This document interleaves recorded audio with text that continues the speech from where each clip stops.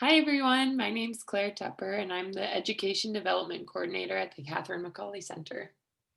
Hi, I'm Evelyn Berryhill, and I'm the AmeriCorps Distance Learning Coach at the Catherine McCauley Center. And today we're going to talk a little bit about our remote tutoring program. This is what we've put into effect since the pandemic started in March, and it is designed specifically for our tutors who have tutored with us in the past, not brand new tutors, but those who have worked with us in person and who may be looking to start online with us. So we'll talk a little bit about some of the highlights of our program right now, some vocabulary for the online learning, and some tips and tricks and what you will need to do if you want to get started with us. So just a few quick facts about our program right now. Our most common platform that our tutors and student pairings use is Zoom. Probably about 90% of our students and tutors use Zoom. And we have about 95 individual tutors who are working with us online right now, as well as 150 individual students. And we're seeing that number still continue to steadily rise as more and more become comfortable with using the online methods. The average number of hours completed per week is about 90 hours. Of course, that varies depending on the week. Thanksgiving, we always have a few less, or when the derecho hit, we definitely had less hours. But the average is about 90 hours, which is still really impressive, especially when we were in person before the pandemic. We were averaging somewhere around 200 hours per week. So even with the online, we're seeing that students are able to get more than 1 hour, and tutors don't mind donating a little bit more time. So yeah, it's definitely still an active program. And some of our biggest challenges, this would be our Wi-Fi access for our students or their access to devices other than mobile phones. Most of our students don't have anything other than a mobile phone, no laptops or tablets or anything like that. And they often don't have Wi-Fi, so they're accessing their class with you on their cell phone via their data plan. So sometimes that can be a little troublesome. And other considerations are there are children at home, especially now with online learning and virtual school. And a lot of our students are having to work some overtime hours with the pandemic. So you might find that your student doesn't have the energy for class every week, and that's okay. There's also lagging internet connections that happen, of course. So sometimes it'll freeze up or you'll lose your student and you need to try to reconnect. It happens.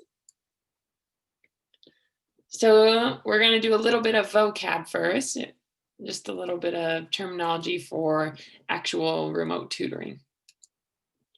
So maybe these are some terms you've heard and you're wondering what they mean. Zoom bombing is my favorite. It's a weird phenomenon. I don't know how it started, in which people try to hop on to other meetings that they weren't necessarily invited to. This has never happened to any of us, but apparently it does happen. And asynchronous versus synchronous. This is when asynchronous is when it's learning or meetings or whatever that isn't done at the same time together in real time. And synchronous is when it is done in real time together. So that would be your actual sessions together, where asynchronous might be the homework that you give your student, or if you want to read a book, or you want to send them a YouTube video before your class, or you want to talk about a newspaper article in the Gazette and you send it to them beforehand or afterwards. That would be asynchronous. The waiting room is the part of Zoom or whatever other feature platform you may use. Typically, it's Zoom. It's on Zoom where people will sit who are waiting to be admitted to the meeting. So you just a heads up. Keep an eye on your waiting room if you have this feature turned on. Sometimes students may be sitting in there and be waiting for you, and they won't be texting you and letting you know. So just keep an eye on it. And the chat box is a Zoom feature where you can type and message those who are in the meeting. You can message the whole group in Zoom or whatever other platform you're on, or you can message just one on one. The feedback and the echo, that's the screeching or static noise or an actual echo that you might hear in the background from audio troubles. So if this happens, you can mute or um, leave the meeting and try again, or you can ask one of us to help you. And we've also heard that if you have hearing aids, you should wear the over the ear headphones. That helps a lot with the feedback. And breakout rooms. This is something that you won't use in your one-on-one classes with students, but we do use them for our larger classes. We can actually have all of the students come for like a side-by-side one online class. And then if we need to break up into smaller groups, you could send them into those rooms within the same meeting. So it's a pretty cool feature that Zoom offers. Virtual backgrounds is you can change your background to whatever you want. It could be a beach, the moon, or the Golden Gate Bridge, I know is a popular one. But so you can, if you don't feel comfortable with people seeing what's behind you back here, you can change it. Yeah, it's fun to give it a try. A call-in is when you actually join a virtual meeting by phone only, and there's no video option. So maybe if you're on the road and you don't want to have your video on in the car, you can join just by calling into a number, and Zoom provides that number. A PM is a private message, so a one-to-one separate message. And the different types of devices, the desktop, laptop, tablet, and mobile. We talk about these a lot because it's really important to know what device your student is using. And we'll talk about that later. But the desktop is the big computer that doesn't move. The laptop is the computer that moves. The tablet is like a giant cell phone. And the mobile is your cell phone. So we will talk about how important that is later on. But for now, we'll talk about the platforms. Yeah, so the most common platform, like Claire said, is Zoom. Zoom is really great because it works on all computers and devices. So you can use it, our students can use it, anyone can use it. You do have to make an account, but it is a free account. That is possible. There's also premium, but you don't need one for tutoring. So what makes Zoom so great for tutoring is it has a lot of features that are really useful. So one of the main options is something called share screen or screen share. So this option lets you open up a new window, something like Google, and then click a share screen button. And then what you are looking at on your computer is what your student can also see.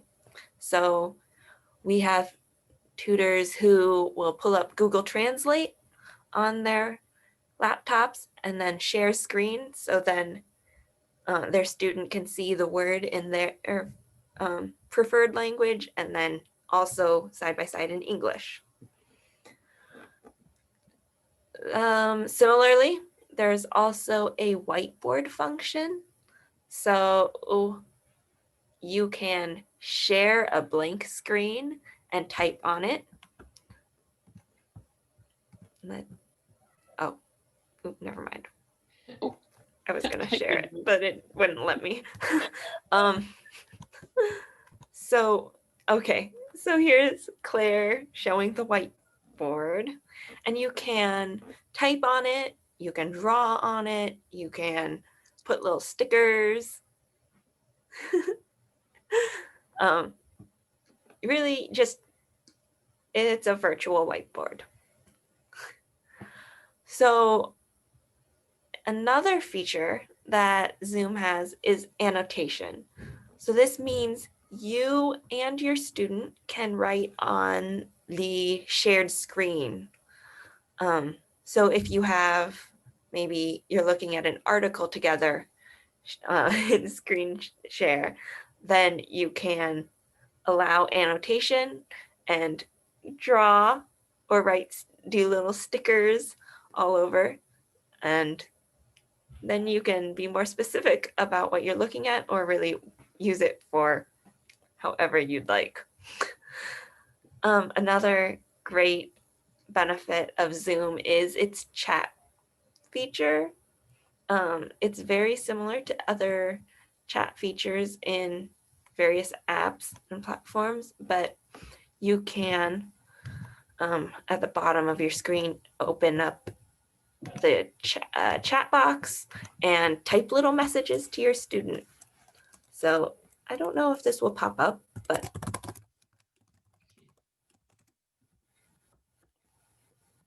I don't think it popped up. Anyway, you can send like written messages to your student if you need. So we can talk more about that in another slide. But one that Zoom is so great, but there is also a downside, which is that if you are having meetings with more than just you and your student, there's a time limit of 40 minutes for a free account, but you can have unlimited calls with just one-on-one. So it shouldn't be too much of an issue, but let us know if it is, and we can help you figure out ways around it. Okay. The next, probably the second most popular platform that our students and tutors use is WhatsApp. It's our second most popular, probably because it doesn't require a phone plan. So our students can download this app and use it on any Wi-Fi network. That's all it requires is internet access. So many of our students already have this app to stay in contact with their family that's abroad or back home. Um, it's really easy to do international communication. You can not only text, but you can also audio call or video call internationally over that internet connection. You don't need any data. It is a great video call app, but it's not as great as Zoom when it comes to learning or classroom purposes, because it is only available on mobile devices, only on cell phones. You can get an extension, a WhatsApp extension on the web or on your tablet, but it is only that, an extension. It's not a separate thing where you can call from it. It is literally only used so that you can type messages rather than text them. It will still send it through your phone. It's just having your computer next to it to make it a little bit easier and quicker. Another downside to WhatsApp is that there's no screen sharing. There is a way around it since it's on your mobile device, and most mobile devices have a camera on the front and the back. You can just flip the camera so that you could show your students something on your computer that you're looking at, or show a picture of something, or write something down on a piece of paper and flip your camera to it. But there is no actual screen share option on the app itself. So the plus side to this is that our students are very familiar with WhatsApp, and a lot of them already have it and know how to use it and feel very comfortable with it. It's just not necessarily the best app, in our opinion, for classroom purposes. So another platform that we see people using for tutoring is Facebook Messenger. And it's actually what I use with my student. Facebook Messenger works on all computers and mobile devices. You just need a Facebook account, I think is all you need. It's completely free. There are no time limits, which is great. And it's also very simple. Unlike Zoom, you just press a button to start a video call or an audio call. And so you don't need to deal with any sharing of links or passwords. And that can make the process easier for you and your student. So like Zoom, there is a screen share function, and you can also chat in Messenger while you're in a video call too. So you can send messages or little written exercises to your student in the same call.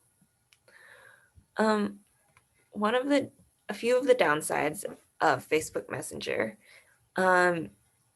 There is no screen sharing for meetings of more than 8 people, although that shouldn't be a problem if for one-on-one tutoring.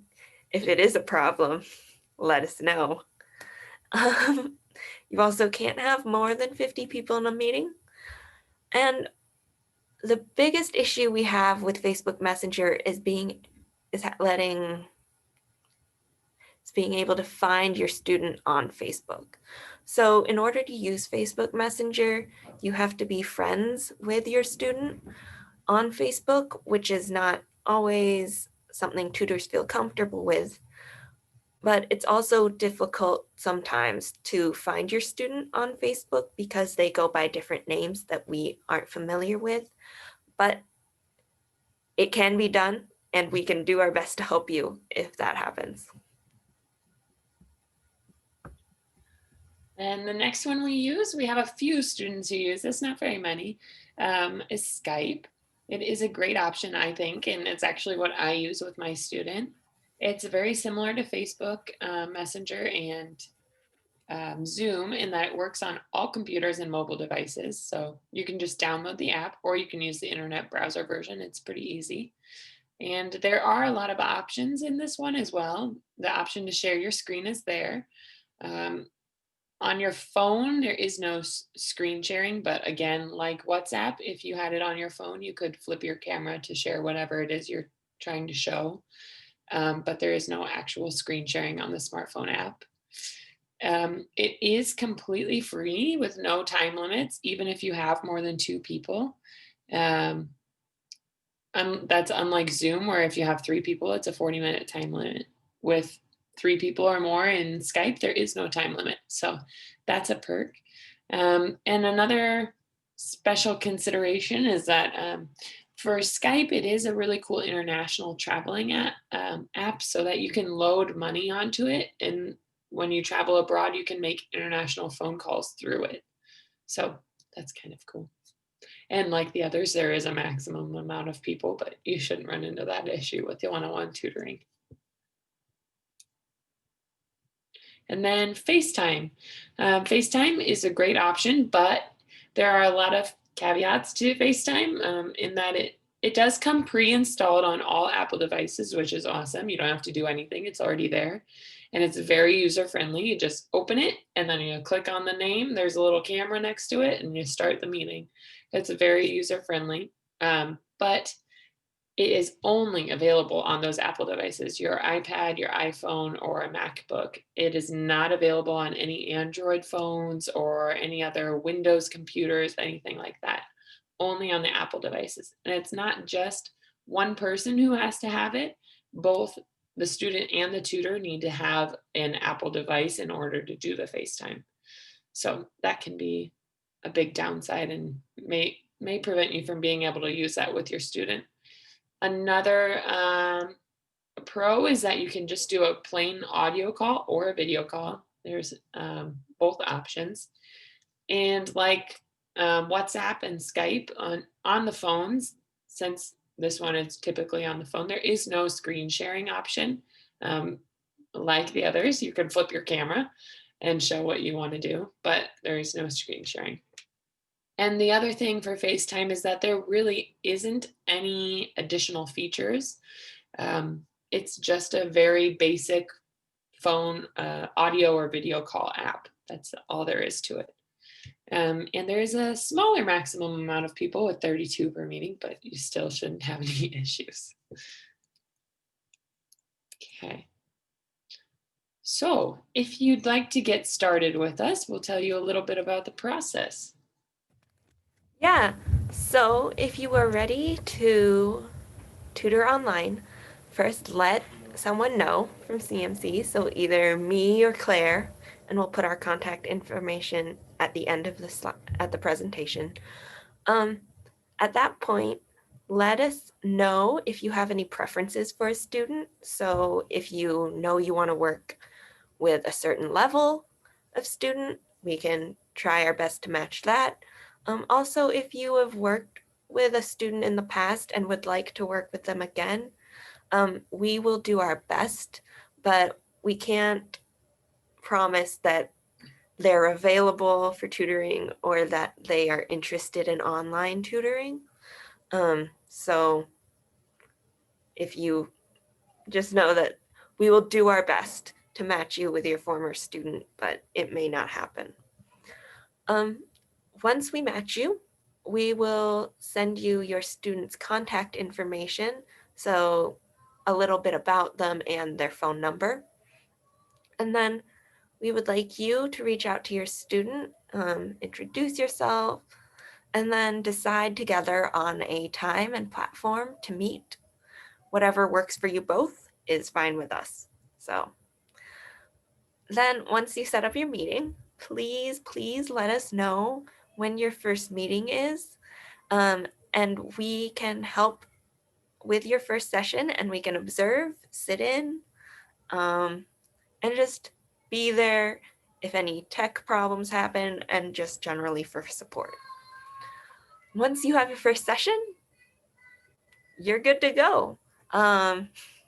Just keep meeting with your student. We'd ask that you try to continue to meet for an hour, at least an hour a week. But whenever you decide to do that is fine with us. After that, and also after every tutoring session, please complete your tutoring log. We will share this document with you.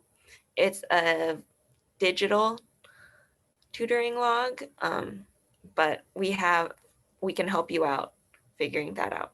And we'll talk a little more about that to come. Perfect. So we wanted to talk a little bit about how to shape your virtual hour. We do a shape of the hour presentation for our in-person tutoring sessions, and we are often asked by tutors who aren't sure if they want to do virtual or not, well, how do I do it? And our answer is usually, it's the same. It works just the same. So we like to start the session off with some conversation, just like before when we were at the center, to connect with your student and show that you care, learn a little bit about them, ask them some questions each week, tell them a little bit about yourself. We do have different ideas and topics for those conversations. We have Anne's conversation topics that she sends out every Monday. They can range from a variety of topics. We just recently sent out an email with some vocabulary on the New Year's holiday, and then some discussion questions at the bottom about how you celebrate, or if you're going to celebrate, what the traditions are like in your student's home country, that kind of a thing. And another option would be the News for You. That is an online application or website that we subscribe to. So we have a login that you or your student can use, or both. And it's designed specifically for English language learners. And it will present an article each week and then some discussion questions afterwards, so that you can read a current news article with your student and talk about it. Or you could just pick a random subject and run with it. If you want to talk about weather, if you want to talk about snow or hot chocolate, we don't care. The main thing is that right now we want you to keep that conversation going for as long as possible, really. We don't care if it takes the whole session. We don't care if you don't touch the book. We're just really happy that you're making the connection with your student. That's the most important thing right now. We can always pick up the books again and do some more review when we're back in person, but right now the connection is what matters. So then if you decide you're ready to get started with book work in your session, or you have a little bit of time, or the conversation has come to a natural end, then we just want you to remember that this is the part that really closely resembles in person. There's just a camera in between you now. So the hardest part is showing them where things are in the book. So we've recommended that you use keywords to describe where you're at on each page or whatever section you're on. So use the page number, use workbook versus textbook. You could use color versus black and white. Evelyn noticed that the workbook is completely in black and white, And the textbook is in color. So if your student gets confused between textbook and workbook all the time, that's another option. You can say the color book or the black and white book. Um, you can use the section heading at the top and describe where you're at, read the little section at the top and help them find it. Or if all else fails and they are still confused on where to go, just hold up the page to the camera. There's nothing wrong with that. Just point. It can be a little awkward, but don't worry about it. And another thing that we remind everyone of when we're in person anyway, so we'll remind you again now, it's not a race. Take your time. Don't just try to get the book done. Don't try to finish 7 or 8 pages a week. Really, it is not a race. You could finish 1 page a week and we would be completely happy with that. Just aim for comprehension and confidence with your student instead, not just rushing through. Another thing is if you're using the side-by-side books, we have a fun zone online. Well, we have an e-text online actually for the side-by-side books. The only thing is that the e-text is only for the textbook and not the workbook. So there are ways around that we'll talk about later. But another feature that comes with the side-by-side e-text is this fun zone. And it's like a digital version of the workbook. And it has some games and some fun activities like that for side-by-side extra practice and like matching games or fill in the blank. So you could give your student that or show them the login and they can just use that for some extra practice on the side or some homework, however you want to do it. And the other thing is you can still use the listening scripts. And we get asked this a lot, or about the grammar raps. Yes, you can still do the grammar raps. You can still do the listening scripts. Everything is still the same.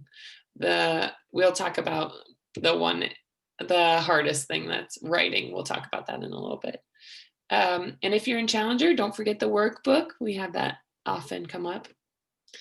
And then when you're ready to be done with your session and you've come to the end, use a little conversation to wrap up. Always end it on a personal note, or always end it on a positive note. I'm sorry.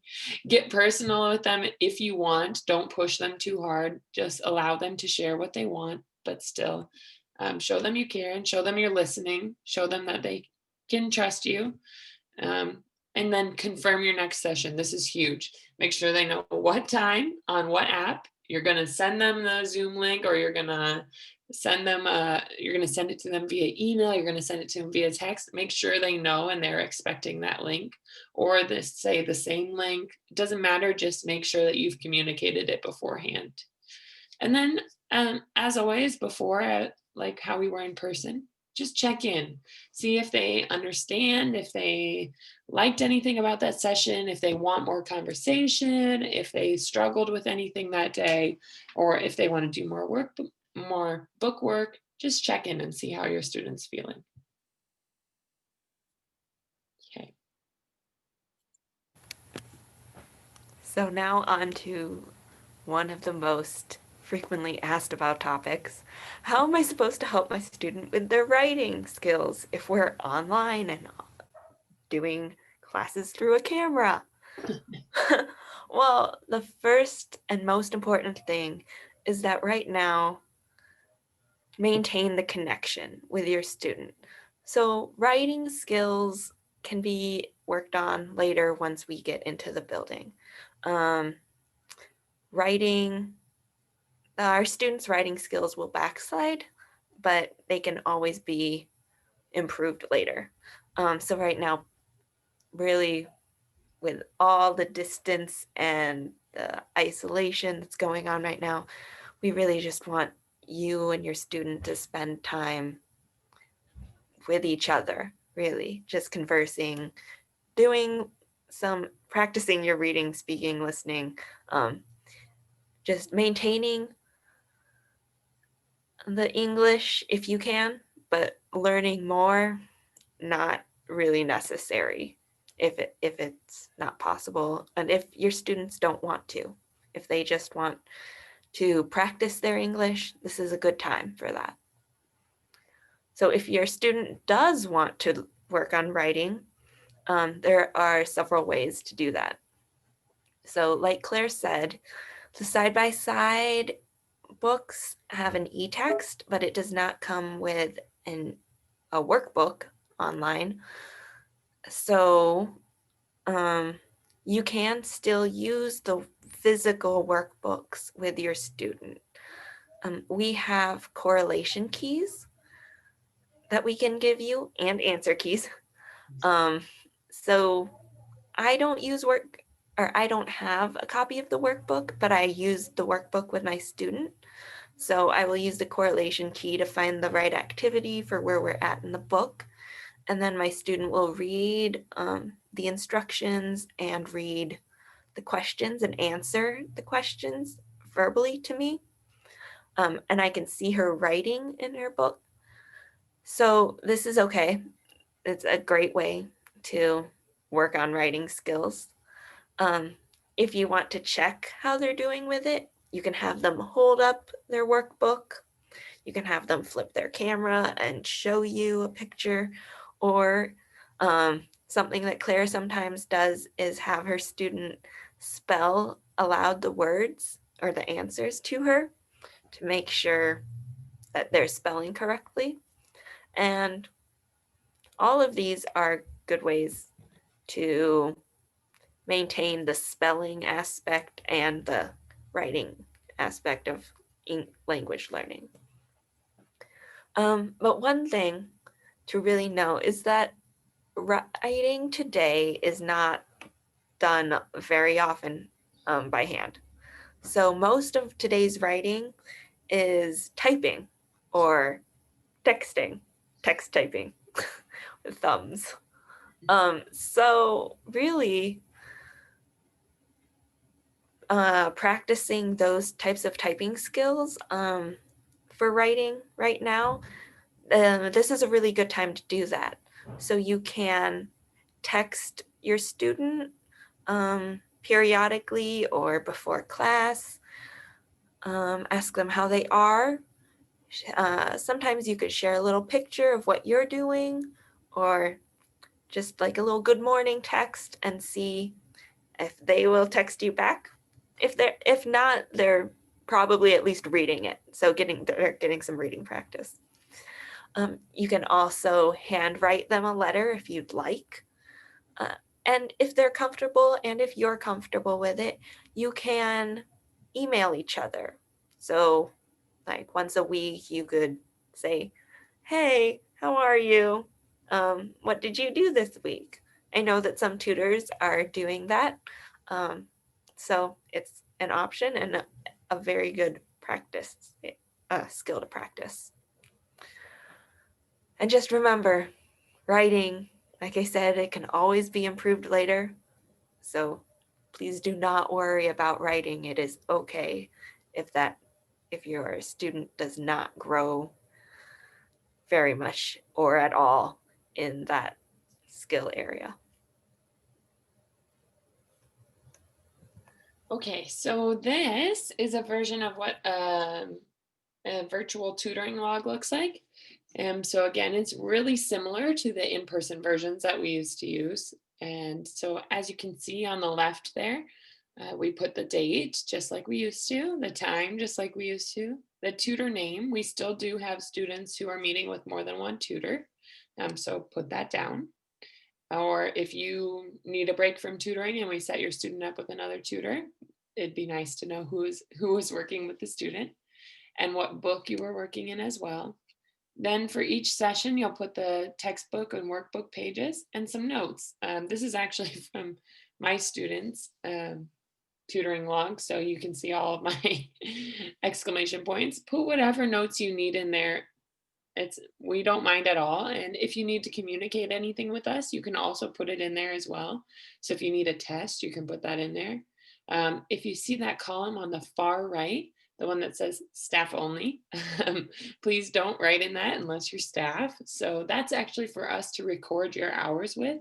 Once we see that, or once you fill out a session, we get an email that says you have done so. And then we go in and check it. So we can see what pages you covered, what your notes are, and then we'll see the time. So we'll put a little X in the right-hand column and we'll record that in our database. So this is really, really, really, really, really important for you to fill out after each session. When we report those hours for tutoring hours or study hours for our students, that's how we get a lot of our funding. So this is really, really important for us to be able to continue doing what we're doing, that you guys fill this out for us. If you have any questions, you can let us know. We also have some instructions for this that we'll talk about later. But one little thing I should mention is that when you put in your time for these sessions, like how I put 7 p.m. in some of these, we assume, or 7:30, I can't read, 7:30, then we assume that each of those sessions is an hour long. Unless you put it in the notes or something, you could put 30-minute session if you got cut short, or 90-minute session if you and your student decided to go over. But for the most part, we assume that those sessions are an hour long, just like they used to be at the center when we were in person. So just keep that in mind. Okay. And we just have some tips and tricks that we've learned along the way, by trial and error and a lot of other other things, some webinars that we've attended. So here's what we've learned. Establish a routine. This can make things feel like even just a tiny ounce of normalcy is in our lives. So a routine can be really nice for both you and your student. So just like in person, set up a meeting time in a day and try to stick to it. But don't worry if you can't make it. It's not a big deal. Be flexible.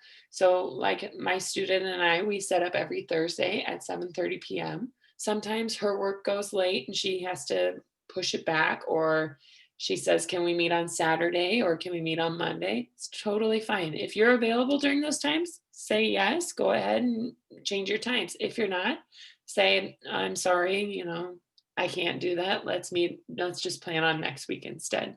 It's totally fine. These are tough times for everyone. Just be flexible. You'll hear us say that a lot. But with those routines, it's also nice to have the routines within your actual session. So you can start with conversation and let it end naturally. Don't try to bring it to an abrupt end just so that you can get the work or the text and workbook done. Let it come to a natural end. The routines of activities from the book, the side-by-side does that. Incorporating online pictures and videos. This could be every week you show them a picture of something you did at home, something you made, something you cooked. If you have a quarantine project you're working on, a weekly update of it. It could be anything. You could show them a picture of your family, but you could just do that every week and make that a routine that you share something like that. And then each week ending with conversation and leaving on a positive note. That's also a routine thing. Another thing that we talk about is reducing teacher talk. We talk about this even when we're in person, so this shouldn't be a surprise to hear this. We would rather have you be more of a facilitator than an instructor, especially now though in these online times, because of a lot of different things. But a key thing is that lag time, that internet lag time. There might be a lag, or your student might freeze, you might freeze. So just give your student time to hear your question, process, make their own response, and then actually say it. So don't just ask a question, and if they don't respond within a second, ask another question and ask another until they answer. Give them time and ask one at a time, allow them that time, and then ask the open-ended questions.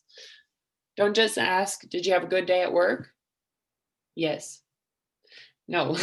Ask, how was your day? What happened? Is there one thing you can tell me about your day today? Something like that. Ask those open-ended questions. And then be patient. Be patient with your student. They have a lot on their plate. Be patient with yourself. You also have a lot on your plate. And be patient with us too, we like to say. The other tip that we've learned is to determine what device your student is using. We talked about this earlier, whether it's a desktop, a laptop, a mobile, or a tablet. Ask them what they're using and see. This could help you a little bit in determining what platform you want to use, first of all, but also when it comes to your actual sessions. So if you are hoping to administer a side-by-side test to your student and they're on their smartphone, it might be really difficult for them to see that on their smartphone, even if you're zoomed in on the test. It might be really difficult, and it may not be worth it to take the test on a smartphone screen. So just keep that in mind. Another tip we've learned is to practice the tech before your session. So if you're not sure, you can give us a call. You can email myself or Evelyn or any of our other staff members. You can give us a call and we'll answer, or we have a couple of other options that we'll put on at the end. But yeah, just hop onto your Zoom and fiddle around with it, figure out how the features work and that kind of thing. And last but not least, did we mention to be patient? So some more tips, especially for actual class. If you're going to be looking at a news article or a video in advance or with your student, try and send those before class so your student has time to familiarize themselves with it. When possible, use physical objects. So one example I've been saying is that I've been teaching a little classroom chapter in one of the side-by-side books, and for vocabulary words, I'll just hold up pens and pencils and a globe. Someone held up a globe once. So those can help make things a little more relevant to your student. If it's possible to use screen sharing, also use that. We talked a little bit about that too. Repeat activities, which the books already set you up to do those things. So you don't need to worry too much about that, but like, yeah, set up that routine with like asking the same questions or starting off with conversation and then moving to the book. Those types of repetitive routines and activities will really help your student. If you feel comfortable, please personalize your sessions. So share stories about what you've been doing this week, or ask your student if they'll tell you a little story about something. Maybe recently I asked my student about if she'd ever been anywhere in the United States other than Cedar Rapids. And we had a good conversation from that. You can also send pictures or videos to your student too about what you're doing, and them as well. Always check in with your student to see how things are going for them regarding your tutoring sessions. So are your sessions going well in their minds? Do they want to study something else? Have their goals changed? Just double check with them, and then we can personalize for them and make sure that they get the best, like the most out of their sessions. When you can, please give your students some choice in what they're learning.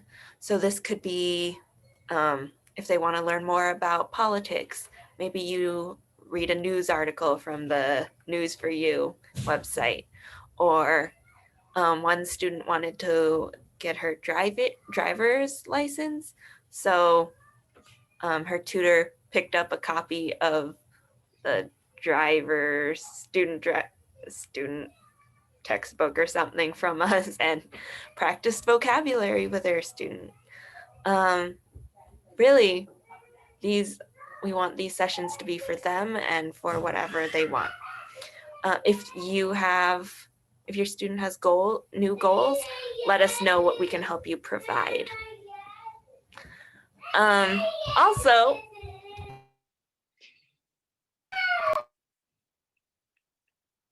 you want to finish that one up, please? Yeah, this is a good example. Sometimes things happen in the background, you get in trouble.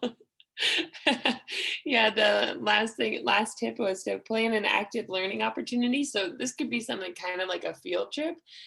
We've talked about how some tutors have gone to their closet before and pulled out some clothing articles and held them up and had their students describe them or use vocabulary terms that they've learned, or go to their fridge and show what's in it and talk about the food that's in there, that kind of thing. Kind of switches things up and makes it a little bit more fun.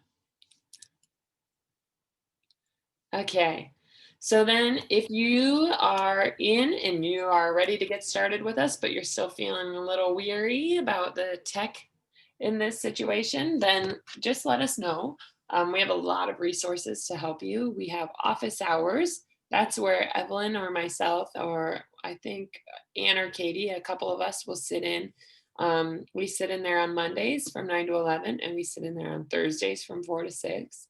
You can come and join us for 30 seconds. You can join us for 5 minutes. You can join us for an hour. We have tutors who have joined us for all of those times. So just join and ask a question if you want. Sit and chat with us. It doesn't matter. We'd love to see you. If you want to practice your tech or practice using Zoom or the whiteboard or annotation, whatever it may be, just hop on. It's that blue Zoom link right there that's on the middle of the screen. We'd love to show you how to use any of that, or if you have any actual grammar questions, we can answer those too.